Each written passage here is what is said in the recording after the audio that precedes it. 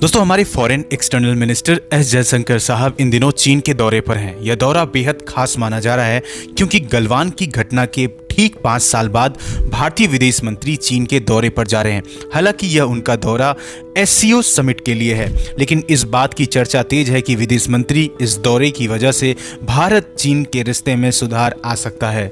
और फिर इसके अलावा वो मिले चाइना के फॉरेन मिनिस्टर वांग यी के साथ में, जहां पर कहा गया that resolving friction along the India China border and the ability to maintain peace are fundamental for mutual trust between the two nations. तो आइए इस लेक्चर में हम इन डिटेल डिस्कस करते हैं कि एस जयशंकर साहब के इस मीटिंग के क्या मायने हैं, किन किन पॉइंट्स पर यहाँ डिस्कस किया गया है और क्या भारत और चाइना के बीच में बॉर्डर डिस्प्यूट में कुछ आसानी आ सकती है। वैसे एक और बड़ा पॉइंट ये भी है कि अभी एससीओ की जो मीटिंग होने वाली है, जो समिट होने वाली है with respect to the foreign ministers, इसमें किन पॉइंट्स पर डिस्कशंस किया जा सकता है। So many things to understand in this lecture, but before that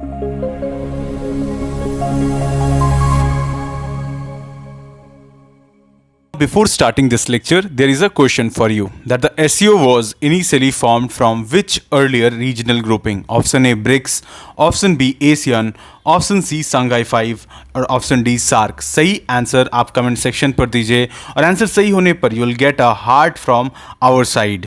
now very important announcement कि अगर आप एक यूपीएससी एस्पिरेंट हो और आप मतलब अनसर्टेन फील करे अबाउट योर प्रिपरेशन और your journey, so at Sriram's IAS we understand your challenges and are here to guide you every steps on the way.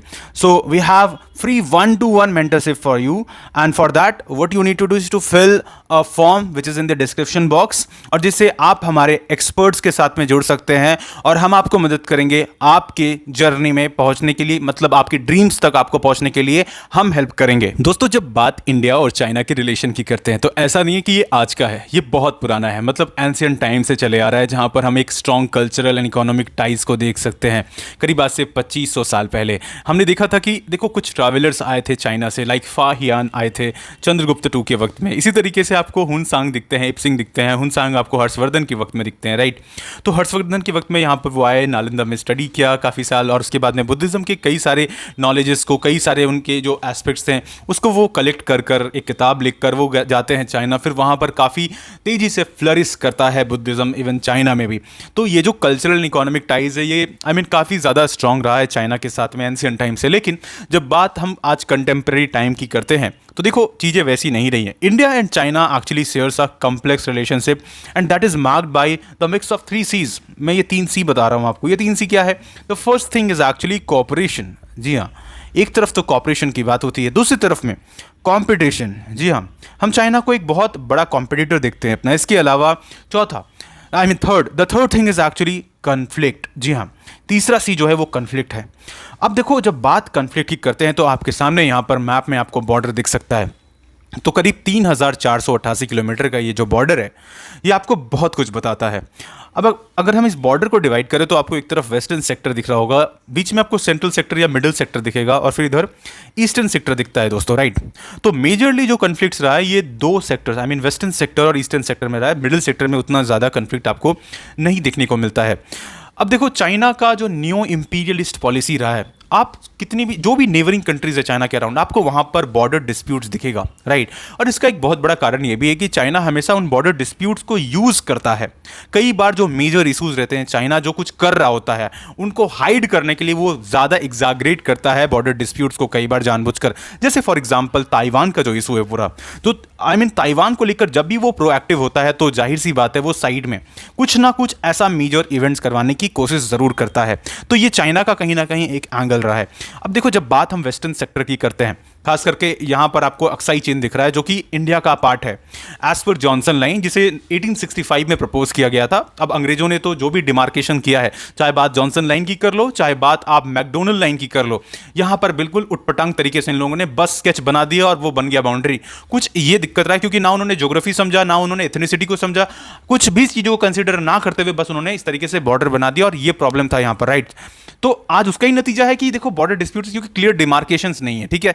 अब होता क्या है कि चाइना हमेशा एक यहाँ पर एक स्ट्रैटेजी अपनाता है जिसे हम लोग कहते हैं सलामी स्लाइसिंग। उसमें क्या होता है कि मान लो चाइना 2 से 4 किलोमीटर अंदर आ गया, ठीक है। अब होता क्या है कि जब वो वापस जाने को कहता है, मतलब जब वो वापस जाते हैं तो वो 4 किलोमीटर दोबारा नहीं जाते हैं।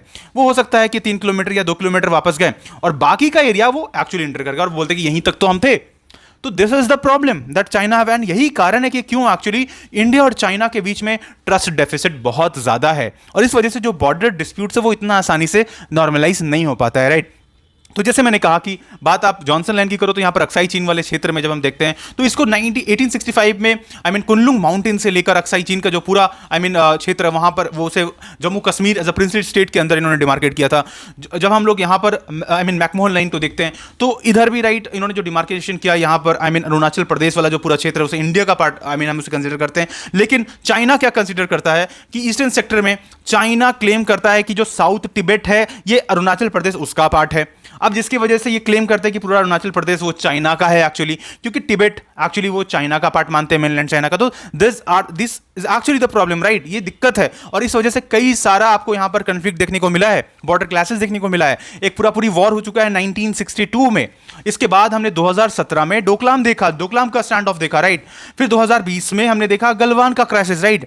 हमने गलवान के बाद में फिर तवांग में देखा 2022 में। तो ये कंटिन्यूअसली इस तरीके से कहीं ना कहीं प्रॉब्लम्स क्रिएट होते रहते हैं इंडिया और चाइना बॉर्डर के बीच में। तो मैंने आपको एक ओवरव्यू बता दिया, ठीक है। तो ये बहुत सारा प्रॉब्लम है यहाँ पर। अब कई सारे इनिशिएटिव तो लिए गए इनिशियल टाइम से, पंचशील एग्रीमेंट हो या फिर कई सारे लाइक यहाँ पर म्यूचुअल नॉन एग्रेशन की बात हो, म्यूचुअल नॉन इंटरफेरेंस की बात हो, पीसफुल को एग्जिस्टेंस की बात हो, बॉर्डर एग्रीमेंट्स को। तो लगातार बॉर्डर एग्रीमेंट्स भी हुए हैं। लाइक 2024 की बात कर लो, पिछले साल ही हमने किया कि 2000 जो 20 में गलवान का इशू हुआ था, हम उसके स्टैंडर्ड पर, मतलब जो इससे पहले का जो हालात था, हम उस लेवल पर जाकर कहीं ना कहीं चीजों को अब यहां पर मेंटेन करेंगे। लेकिन यहां पर भी फिर दिक्कत आ रहा है क्योंकि चाइना एज सच, देखो मतलब चाइना का क्या रहता है ना कि चाइना जो कुछ कहता है और जो कुछ करता है इसमें बहुत अंतर रहता है कई बार, राइट।